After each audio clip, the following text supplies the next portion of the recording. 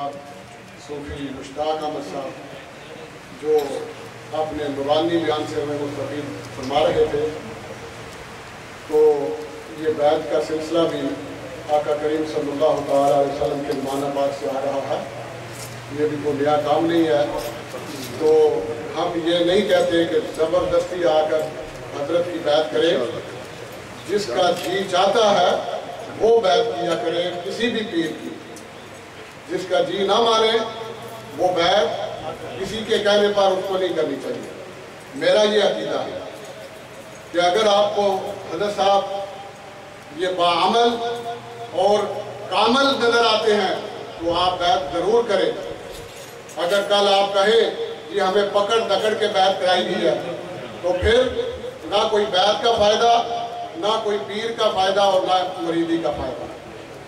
जो मैं अपनी बात बताता हूँ, बचपन से ही बाहर चले गए मजदूरी के लिए। कुवैत में था मैं, तकरीबन काफ़ी अर्सा वहाँ गुजारा। तो मैं पाकिस्तान गया तो किस्मत का सितारा जागा। तो हमारे गुजरात शहर, आज उसका शहर का नाम नेकाबाद रखा गया है।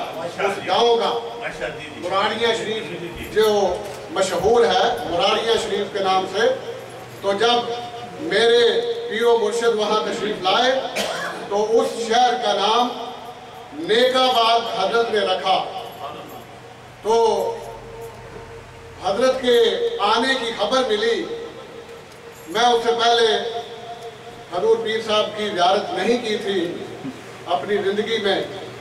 तो मैंने सोचा कि ये हजूर गौसे पाक के जो गुलशन के एक फूल हैं, चलो ज़ियारत भी करते हैं, अगर किस्मत हुई तो बैत भी कर लेंगे।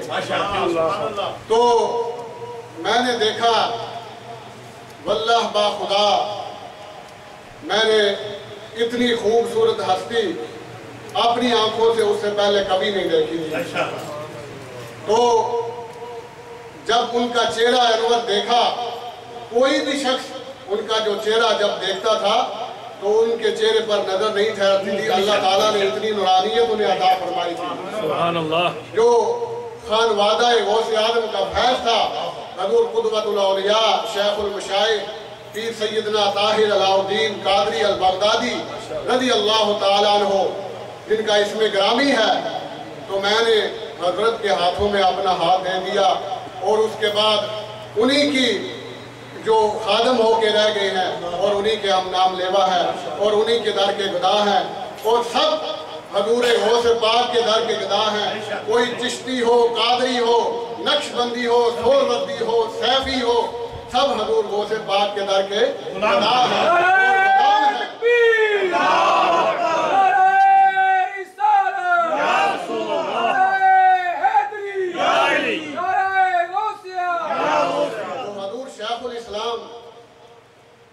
डॉक्टर ताहिरुल कादरी साहब ने एक बात बताई कि जिसको कोई भी पीरो मुर्शिद ना मिलता हो, जिसको कोई भी पीरो मुर्शिद ना मिलता हो, वो अपने दिल में तसव्वुर करे और अपने आप को हजूर गौसे पाक गौसे आदम शेख अब्दुल कादिर जीलानी का मुरीद बना ले और हजूर गौसे पाक उसे कबूल फरमाते हैं और उसे कल क़यामत के दिन भी अपनी सब में इंशाअल्लाह रखेंगे।